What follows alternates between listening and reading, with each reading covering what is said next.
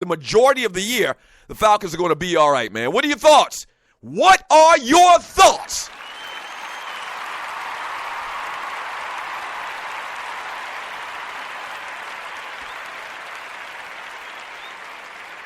What are your thoughts? 404-382-0338. You can also email me at Doug@theDougStewartShow.com. Let me grab a call. Caller, thanks for calling the Doug Stewart Show. What's your name? Where you calling from? What you want to talk about?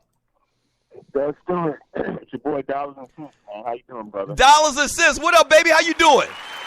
I'm doing well. First off, I want to say that I took my black ass to Maximum, and then I told him, look, man, y'all got to give me a new damn phone. I ain't leaving because you don't know what it's like. Okay, Dollars and Cents. I'm sorry, brother. Can you repeat what you just said? The studio audience was just welcoming you to the show. I didn't hear what you said. I said I took my black ass to the Apple store after y'all was clowning me, man, and I told the people at the store, I ain't leaving this Mickey Finky until I get a new phone. You don't know what it's like when a bunch of black folks call you out and say you got a damn Obama phone. Everybody in the store laughing at me. I'm like, you need a new phone, damn it. How I sound, baby? That's funny. And it does sound a lot better, but it doesn't sound great. Are you in a car or something like that? No, I'm on my brand new iPhone 7 Plus, bro. Okay, all right. Well, maybe I just need you to talk a little bit louder, but it's all good, brother. What you got?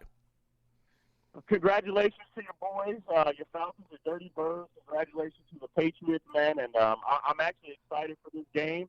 And the only thing I want to say is I think that within the first couple of minutes, you're going to see if the pressure is too much for these young guys that they got on defense. But I think Atlanta has a lot for the Patriots. They got too many weapons. I expect a great game, sir. Yeah, me too, man. That's the thing. The Falcons have been spreading the ball around all year long, man. And as I just talked about, Matt Ryan's been playing phenomenal. So I don't think the question is can the Falcons score? I think the question is stopping the Patriots on a couple of drives, man, and being able to adjust throughout the game. But I agree with you, man. I'm real curious as to how the rookie defensive players are going to be able to play against Tom Brady if he spreads them out. To me, that's going to be the telltale sign of the game is how they attack that Falcons defense in the secondary and if they can take advantage of the rookies. But I do predict just because of the Falcons' weapons and their speed on defense that it's going to be a close one, but I think Atlanta's going to take them, man. Thanks, bro, and all that you do, I appreciate it, bro. I appreciate it. That's my man Dollars and Cents. He does a show as well on Spreaker.com, occasionally coming on the Stewart Media and Entertainment as well. Yeah, man, in the chess match that they're going to have between the Patriots and the Atlanta Falcons, he talked about the defensive personnel with all of the young guys, and I've been talking about them for many, many weeks now, especially this past week, and the phenomenal job that they're doing. They get better and better each week. That's the only, kind of like tangible thing to talk about, man, is the veteranism of a lot of the players on the Patriots, especially Tom Brady, and that offense and the play calling, which they did last week. They talked about it a lot on the Puppet Factory over the last couple of days, how this one particular formation with 4 wides and 1 running back, they had done that I think 16 times this entire year is the number that they threw out. And in this last game against Pittsburgh, they did it 19 times in one game. And so game planning, matching up, exposing matchup problems for defenses, man. The Patriots, a lot of it once again has to do with the fact that they have the other team's playbook.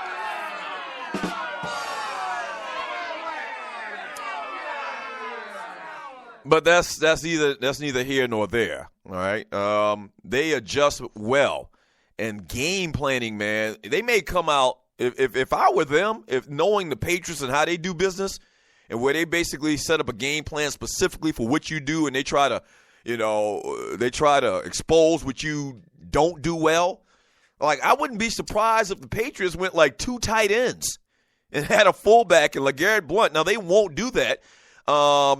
But I wouldn't be surprised if they did something like that, because the Falcons, they got, good linebackers, but they're young and they're smallish.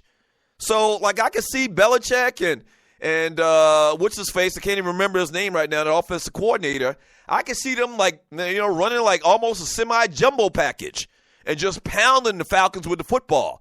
do some play action and hit a tight end, on a post pattern across the middle, some comebacks or whatever with the wide receivers. But I can see that because they do that type of stuff. And as much as we've talked about how good the Falcons have played defense over the last couple of weeks, they got a bunch of young guys. I've talked about them, Deion Grant and Devondre Campbell. They're young guys, and even the offensive linemen with Vic Beasley and Grady Jarrett. Maybe you understand and you realize that Vic Beasley is great on the edge, but he comes way upfield. You can exploit that, run some little counter plays or some little draws right up under him on his side of the field. You got bigger offensive linemen, that can pound the smallest linebackers. Maybe they do, and that's the type of thing that the Patriots do, is they have a game plan that usually exposes your defense. You saw that last week with the Pittsburgh Steelers. And so you don't know. But here's what the Falcons have to do. I know this much. The Falcons have to adapt or they will die.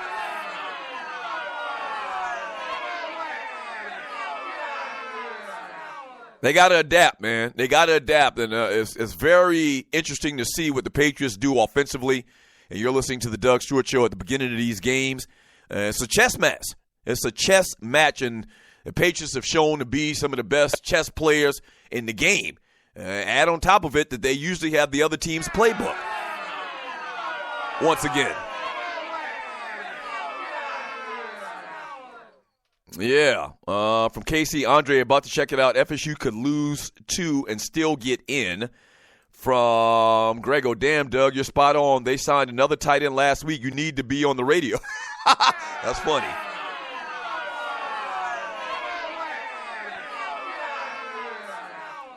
And I'm not joking when I say that. Like if I were an offensive coordinator, and I would be a great offensive coordinator if I was an offensive coordinator, I won 2 Madden championships, and I ran 5 wides every play with Donovan McNabb.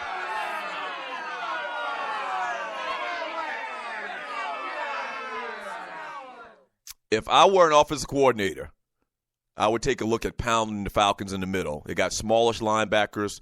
They got small defensive ends. Dwight Freeney as well. I talked about Vic Beasley, but they also got Dwight Freeney on the other side for the most part.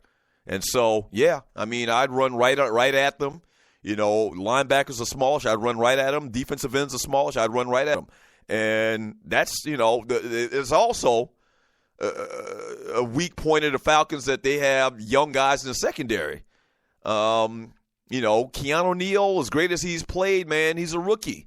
And so there's a lot of things that they can do, and that's why it's so surprising on how good the Falcons' defense has been in this stretch run, last 6 or 7 games of the season.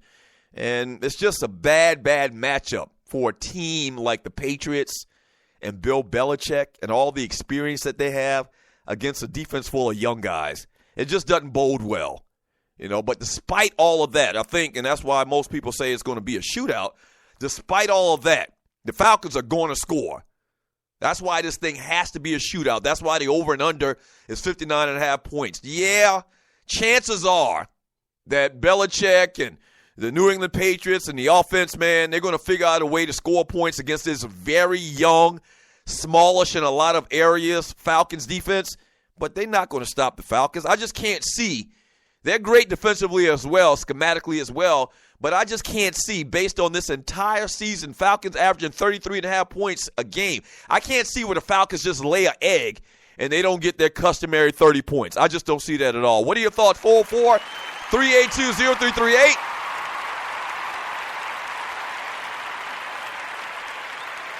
You can also email me at Doug@theDougStewartShow.com. Let me read more of these messages in the chat room on Spreaker.com from Gilliard Road's Finest. What up, cuzzo? He says the Super Bowl will not be a shootout. Okay, bruh. I don't think you've watched enough Falcons. You're a Jacksonville Jaguar fan. I think you live down there in Jacksonville. Okay. All right, listen. That's one thing that I'm willing to bet on, is that both teams are going to score at least in the 20s, the mid-20s, more so probably in the low 30s. I really do believe that, because the Falcons are going to be prepared. They're young. They're not a team that makes it to the Super Bowl all the time. But Dan Quinn has shown that they are prepared. They are prepared when they come into these games, man. From Chuchi shaking my head, y'all are destroying my faith in the Falcons right now. No, I don't mean to do that, bruh. I don't mean to do that, but I mean it's real. It's real. The facts of this thing is that the Patriots have been phenomenal in preparing for games and game planning and finding weaknesses in defenses. And the obvious weaknesses for the Falcons, defensively more importantly, is the fact that they got smallish players on the defense. They're faster and they're quicker, and that's what Dan Quinn wanted in building this team. You know, he's got an Earl Thomas guy. I mentioned this yesterday. He's got an Earl Thomas guy and Keanu Neal, and he's got a Bruce Irvin type guy and Vic Beasley. And so they got faster players that can go from sideline to sideline. But you can take advantage of that. It's just clear. It's easy. Stevie Wonder could see that you can take advantage of the fact that these guys are young and that they're somewhat smaller on that side of the ball. From Grego, that's what the Falcons, or that's what the Eagles did to the Falcons when they beat them. You brought that up. I didn't want to bring that up.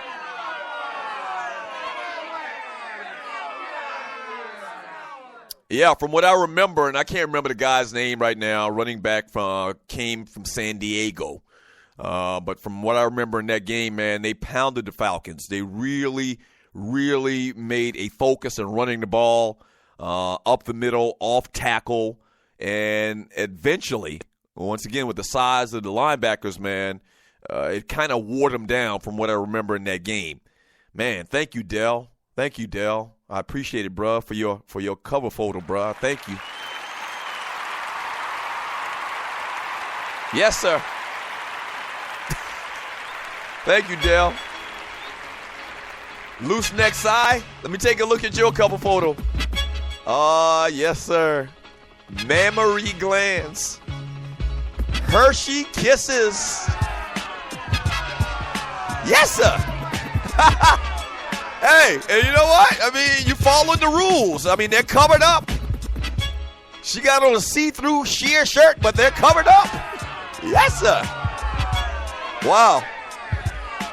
Hey, when we get back from the break, man, more your chat as well as Ben Roethlisberger thinking about shutting it down. He's thinking about shutting it down. We'll talk about it up next. Sports Talk with Hot Sauce, Texas Pete Hot Sauce. This is the Doug Stewart Show. Back in 3 minutes.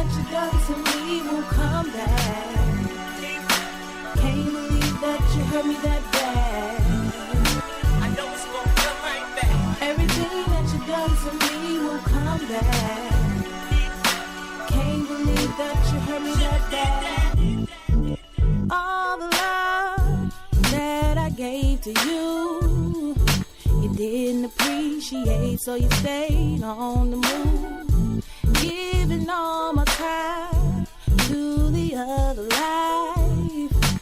You grabbed a girl and you made her your wife.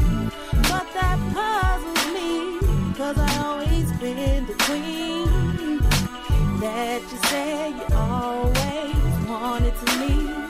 So now I'm all alone because of the life you chose. Left me in pain, and I want you to know that I know it's gonna come like that. Everything that you done to me will come back. Can't believe that you hurt me that bad. I know it's gonna come like that. Everything that you done to me will come back. Can't believe that you hurt me that bad. You lost my love. And you lost my trust. You played me like a fool, 'cause I was lost in lust. How you broke my heart, I knew from the